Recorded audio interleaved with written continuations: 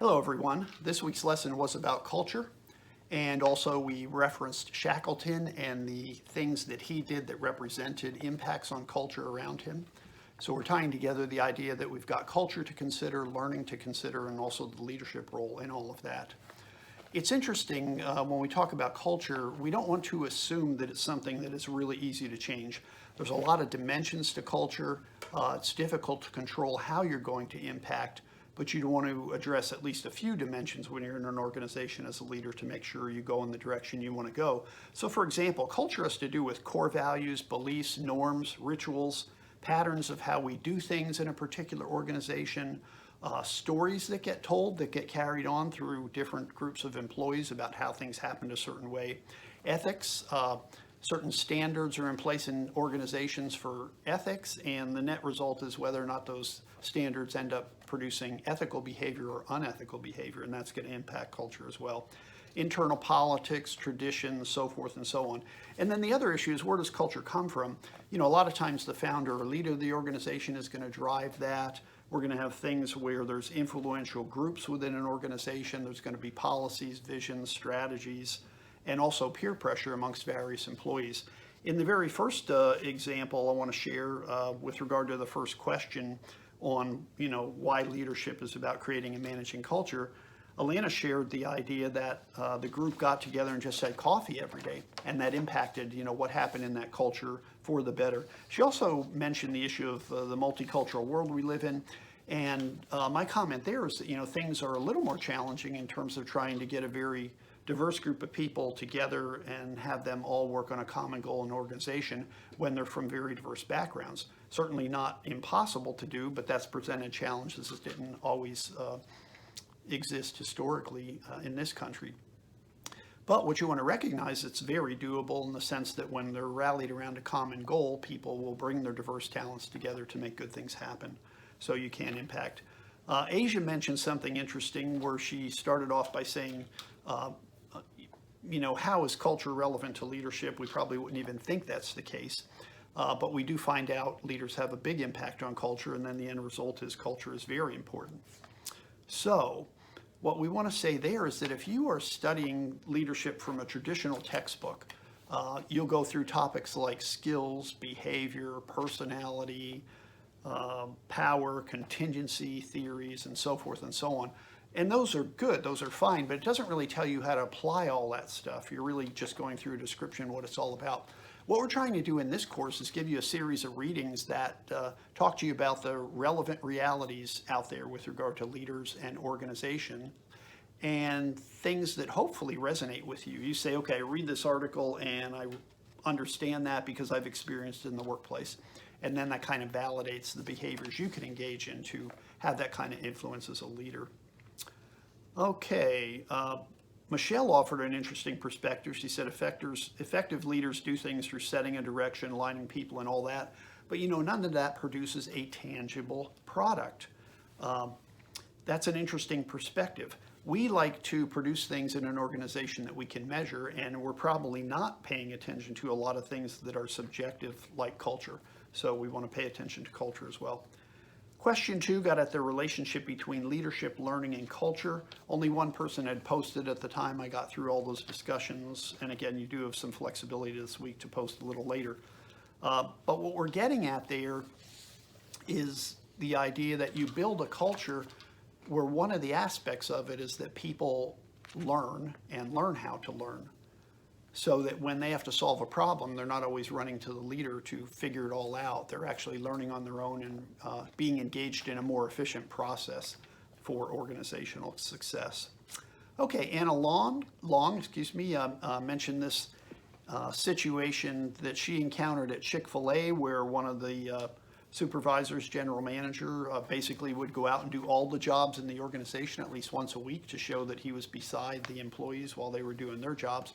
But I thought the one that was really interesting was the CEO at a hospital who had his office door taken off and hung not just next to his office, but in the atrium where everybody could see it as a symbolism of transparency. I almost feel like I want to copy that idea. I'm not sure how I would be able to pull that off at school. But what an interesting way to convey to people, hey, my door's open, literally and figuratively in that perspective.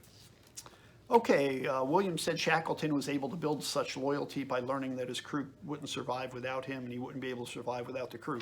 What you want to recognize is leadership's a two-way street. And I think followers and leaders have to know and understand that at all times. It's interesting that we as followers sometimes like to get in the mode of criticizing leaders, but I've likened that, as I put in my comments in the discussion forum, I liken that to, cutting off your head. So you really want to ask yourself, is it good to criticize leaders all the time just because you don't agree with what they're doing? There are cases where people should not be in leadership positions, certainly. They ought to be removed. But think about leaders on a different perspective now, that they're responsible for a whole lot that's going on, and you need the leader just as much as they need you to get the job done. Okay, Anna Mitchums shared this one. At her place of employment, the boss used to walk the production floor, and he made it clear to her that there was a reason he was doing that. And what I liked about that comment is it shows that the leader is being very deliberate in what they are doing, and they know why they're doing it. It might seem kind of contrived that you go out and do that for a particular person for a particular reason, but in this case, it turns out that that's a good reason to go out and do that, basically creating the culture. Okay, I won't cover all of them. I did put this in the discussion forum to make sure we covered various things. We got into the next question about symbolism. A variety of people, including Miranda, brought up the issue that he threw the gold away basically into the snow or the ice. Now, it's obvious to us that that would be worth nothing to them in terms of them getting rescued. So they had to get rid of things that would actually get in the way of what was happening. But I think you have to think in terms of the follower's perspective. Shackleton knew that their circumstances were dire. And he probably more than anybody, knew and believed the probability of getting out of the predicament wasn't as high as he was communicating to his men. So I look at it from that perspective, and I say the men probably looked at the gold as something that was still extremely valuable, when in Shackleton's mind it was probably not worth anything at all. Okay, there were a couple of posts regarding Shackleton's events and Shine's 10 key issues. So here's some of the comments that were offered there. Commitment to full communication was an important one for culture, as Shine explained it, and also important to Shackleton, so they would achieve success in what they were doing. A commitment to learning to learn. And the other one that was in there that Jessica pointed out is control over one's environment. Leaders have to believe that they can have that kind of impact over the circumstances around them. Part of it out of psychology is called locus of control, that they impact events and so forth and so on. If you have a low locus of control, then you kind of believe, well, I'm not going to impact anything, and leadership's probably not the place for you to be if you don't think you can have that kind of influence. Positive assumptions about human nature. A few people mentioned this. I'm looking at Praise's comment right now. I worked for a boss once, and it was actually the best organizational experience I had, because his position was, we hired good people and we cut them loose to do their job. And that's exactly what happened. You certainly have to manage processes and people and all that sort of thing, but he was so trusting in the positive good nature of the people that he hired that he could pull back and let the organization operate. And it really was one of my best organizational experiences, because the boss had such a positive perspective there. Other people aligned a lot of what Shine said with the Shackleton incidents and did very well in doing that. Okay, positive orientation toward the future. Again, this was a Shine-ism, if you want to call it that, and then it was illustrated through Shackleton. And what I'd like to say about that is, as we get into the next module where we read Quinn, that's what he's all about. He has a whole center for positivity and that sort of thing. Okay, so we talked about Shackleton and the examples of culture that he illustrated through symbolism and so forth, and Shine. The next module, Module 3, we could characterize it as leader style, but it's not necessarily style in the sense of authenticity. So one of the problems with leadership style is we tend to believe we can look at somebody's style and imitate the style and be just as effective as they were, and most people agree that's not necessarily the best thing to be able to do. So Quinn starts off that article talking about the idea that leaders do their best work when they draw on experiences, strengths, and values to do what they need to do, their own experiences, strengths, and values, and not just copying other people that they've seen do well at what they do. And basically, Quinn says when you do that, that's when you're entering the fundamental state of leadership. You're doing what is true to yourself and your behavior and not just copying what someone else is all about. He talks about the idea of avoiding hypocrisy and driving positive change. And he does that in the context of saying, you have to take an interest in others.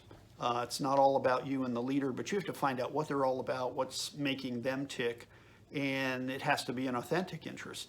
And once you show you care about them and what they need and what their goals and dreams are, they will work a lot harder for you as a leader. So Quinn's the one to point that out there.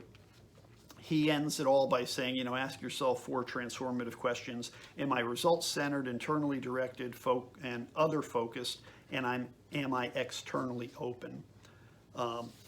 So people that do that, he basically concludes, are those who enter the fundamental state of leadership. And it's not a state that is ongoing all the time, as he says in the article, but it's something that's transitory based upon your needs at a point in time. Okay, then we get into the Shackleton chapter, all about optimism and reality, relates real well to positivity in terms of Quinn's idea, and also instilling optimism and self-confidence in your people because you get to know them and their interests and so forth. So Perkins, the author of the Shackleton book, basically says you have to cultivate optimism in yourself and then in your followers.